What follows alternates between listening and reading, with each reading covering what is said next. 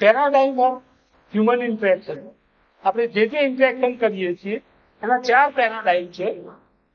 પેલું છે win loose, હું જીતું તું હારે. પહેલો જે પેરાડાઇમ છે, પહેલું જે ઇન્ટરેક્શન છે એમાં હું જીતીશ તું હારીશ. આવું ક્યાં શક્ય છે? અત્યારે તો દરેક જગ્યાએ આ ફંડામેન્ટલ ચાલુ છે. ગમે તે મારી જીત થવી જોઈએ.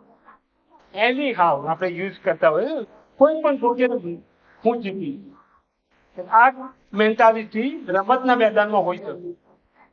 કે ક્રિકેટ છે કે કોઈ બી ગેમ રમાઈ રહી છે, ત્યાં મેન્ટાલિટી જરૂરી છે કે ત્યાં ઓપોઝિટ ટીમની હાર થી જ હું જીતી શકીશ.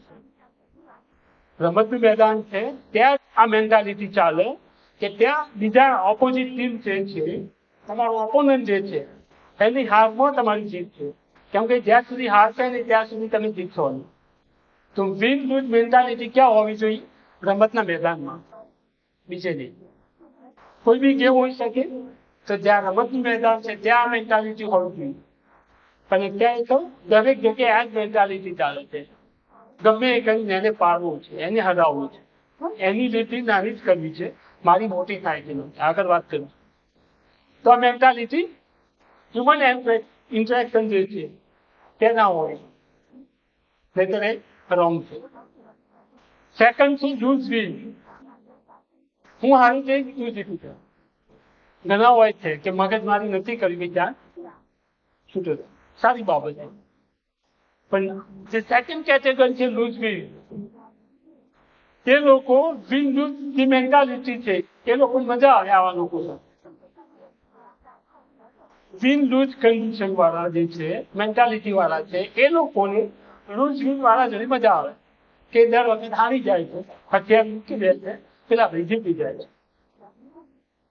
આપણે કહીએ સંબંધમાં કે ઝૂકી જવાથી જો સંબંધ ટકી જતો હોય તો જીતી જવાનું. તો ક્યાંક સાંભળ્યું છે ખોટે છે. સો લૂઝ વિન ક્યાં હોય છે કે ઘણાની મેન્ટાલિટી હોય છે કે ભાઈ મારે મગજમારી નથી કરી, જાય તું જીતી જા, સારી બાબત છે. પણ મેજોરિટી આવી કન્ડિશન ક્યાં હોય છે? માર્કેટમાં હોય છે ને, ભાઈ બજારમાં કેટલા રૂપિયા આપે? 20 રૂપિયા લઈ 20 રૂપિયા આપવા, ભાઈ લઈ જાય બને છે. તો ત્યાં જે સેલર છે મૂકી દે છે, ભાઈ જાય છૂટો. એવી જ રીતે શૂઝ લેવા જઈએ, મોબાઈલ લેવા જઈએ, બાર્ગેનિંગ કરીએ, ત્યાં બાર્ગેનિંગ જ્યાં કરીએ છીએ ત્યાં લૂઝ વિન મેન્ટાલિટી હોય છે. આવે છે લૂઝ લૂઝ. આ ક્યાં હોય? તું એ હારી છે, હું એ હારી છે, આવી ક્યાં હોય છે? આવી મેન્ટાલિટી ક્યાં જોઈ છે તમે? ક્યાં હોય છે? પછી ઉદાહરણ મસ્ત છે એટલે આવશે. ક્યાં હોય છે? લૂઝ લૂઝ, તું પણ હારે હું પણ હારે. ક્યાં હોય છે લૂઝ લૂઝ મેન્ટાલિટી? તમારામાંથી કોઈની છે લૂઝ લૂઝ મેન્ટાલિટી? કોઈની છે? હા કે ના તો બોલો. નથી કોઈની? Okay, let's see. હવે માની લો કે તમે કોઈ જોબ માટે ઇન્ટરવ્યુ આપવા જાઓ છો. તમે તમારા મિત્ર બંને જ ગયા કે તમારો ક્લાસ આખો જાય છે કે અહીંયા પ્લેસમેન્ટ ડ્રાઈવ છે, તમારા ઇન્ટરવ્યુ ચાલે છે, બરાબર? હવે તમે તમારા રિઝ્યુમમાં લખ્યું છે મારે આટલી સેલેરી 50, ફોર એક્ઝામ્પલ, કે 50,000 એક્સપેક્ટેડ સેલરી 50,000. હવે ઇન્ટરવ્યુ એને પૂછે છે, બે ઓપ્શન આપે છે કે you will get 15,000 per month as a salary and your friend will get the 60,000 per month. મારે બે વ્યક્તિઓ જોઈએ છે, તમે તમારા મિત્ર બે સેમ લેવલના છો, મેં તમને બંનેને સિલેક્ટ કર્યા છે. હવે સેલરીનું ડિસ્કશન થઈ જાય, તમને પૂછે છે બોલાવીને ઇન્ટરવ્યુ તો તમને 50,000 આપીશ, તમારા મિત્રોને 60,000. Option A. Second option, you will get 40,000 and your friend will get 30,000. તમને 40,000 મળશે, તમારા મિત્રને 30,000. શું આવશે?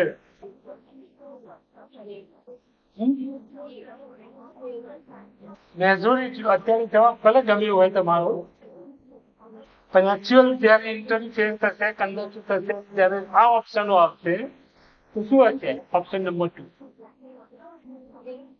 મને 40,000 મળવા જોઈએ, મારા મિત્રથી થી ઓછા જ હોવા જોઈએ 30,000. મને 40,000 મળવા જોઈએ. તમારી એક્સપેક્ટેડ સેલેરી 50,000, તમારી 50,000 જોઈએ એ તો મને છે, પણ કન્ડિશન એવી છે કે તમારા મિત્રની સાઈડ છે. ના, મારો મિત્ર મારાથી મોટો ના થવો જોઈએ. અમે સાથે ભણ્યા છીએ, સાથે રમ્યા છીએ, સાથે એન્જોય કર્યું છે, સાથે અસાઇનમેન્ટ લખ્યા છે. એની સેલેરી મારા કરતા ક્યાંથી વધારે? મારું નુકસાન રહેશે તો ચાલશે, પણ એનું નુકસાન જાય છે એને કે છે એટલે ઓપ્શન મોટું. આવું નહીં કહેતા, મેજોરિટી લોકો કરે છે. એક વખતે ભક્તને ભગવાન પ્રસન્ન થયા કે બેટા માં જે માંગી છે આપી, એક વરદાન જે માંગી છે આપી, પણ કન્ડિશન એવી છે કે તું જે માંગી તેના કરતા બાજુવાળા તારા પડોશીને ડબલ છે. તું જે માંગી તેના કરતા તારા પડોશીને ડબલ છે. એટલે વિચાર માંગજે. તો ભક્ત ખાસી વાર વિચાર શું માંગી છે. તું ગાડી માંગી તો બાજુવાળા લે, બંગલા માંગી તો ડબલ, પૈસા માંગી, જવેરાત માંગી તો પણ ડબલ. બહુ વિચારી પછી કીધી કે સાહેબ ભગવાન મારી એક આંખ જતી રહી, મારી એક આંખ જતી રહે, બાજુ તો બે જાય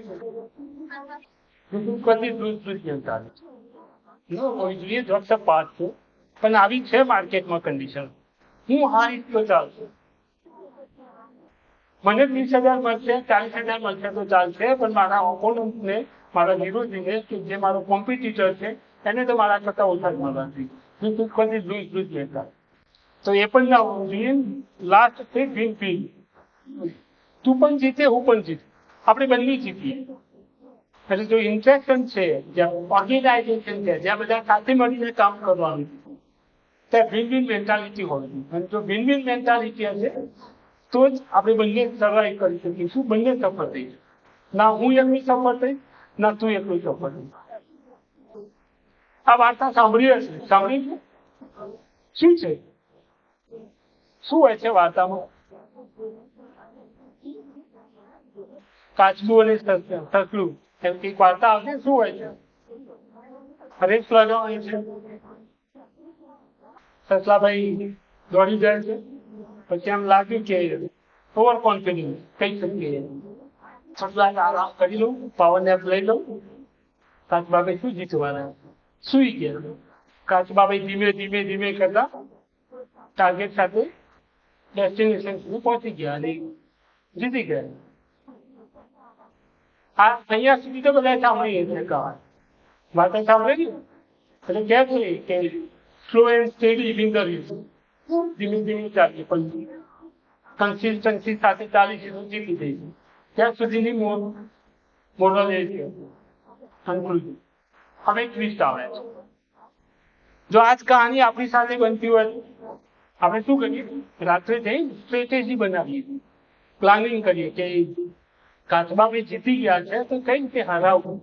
તો સસલાભાઈ પણ રાતે ગયા, વિચાર્યું હવે શું કરું તો કાચબાભાઈને હરાવ. તો વિચાર આવ્યો કે બીજા દિવસે કાચબાભાઈ પાસે પહોંચ્યા કે ફરી રેસ લગાડો. કાલે તો તમે બાય એક્સિડન્ટ જીતી ગયા છો, ફરી રેસ લગાવીએ, જોઈએ કોણ જીતે છે. પણ આ વખતે રસ્તો હું નક્કી કરું. કાચબાભાઈ કે કઈ વાંધો નહીં, તમે રસ્તો નક્કી કર્યો. તો રસ્તો એકદમ માટી વાળો, એકદમ માટી હોય ને એવો રસ્તો કહીએ, ફૂલ માટી. તો ત્યાં કાચબાભાઈને ચાલુ શીખવું. તો રેસ લગાવી, ઓબ્વિયસલી સસલાભાઈ કૂદકા મારતા મારતા પહોંચી ગયા, જીતી ગયા. કાચબાભાઈ હારી ગયા. સસલાભાઈ કે જોયું ને, તમે તો કાલે બાય એક્સિડન્ટ, બાય લક તમે જીતી ગયા છો, અસલી વિનર તો હું જ છું. જોયું ને આજે હું જીતી ગઈ. કાચબાભાઈ કે સાચી વાત. હવે કાચબાભાઈ રાતે ગયા, ઊંઘ ના આવે, હારી ગયા છે, કંઈક કરવું પડશે. આપણે હારી જઈએ તો થાય, હું સ્ટ્રેટેજી બનાવીએ. ક્રિકેટના મેદાનમાં જો હારી ગયા હોય, ટેસ્ટમાં હારી ગયા હોય, બીજા દિવસે રાતે સ્ટ્રેટેજી બનાવી, પ્લાનિંગ કરી કેમ રીતે સામેવાળાને હરાવો. તો કાચબાભાઈએ એવું વિચાર્યું. ત્રીજા દિવસે એકચ્યુઅલી સસા પાસે આવે કે ફરી રેસ લગાવી, પણ આ વખતે રસ્તો હું નક્કી કરીશ. સસાભાઈ ઓલ કોન્ફિડન્સ, જો પ્રોબ્લેમ ગમે તે રસ્તો હોય હું જીતી જઈશ. તો કાચબાભાઈએ રસ્તો એવો પસંદ કરેલો કે આગળ તળાવ આવે, નદી આવે, પાણી આવે. ચાલવાનું થયું, તળાવ પાણી હોય ત્યાં એટલું ના ચાલી શકે. કાચબાભાઈ ફટાફટ તરતા ડેસ્ટિનેશન સુધી પહોંચી ગયા. કાચબાભાઈ જીતી ગઈ. કાચબાભાઈ કે ક્યાં છે તમારી સ્કીલ? આજે તો હું જીતી ગઈ.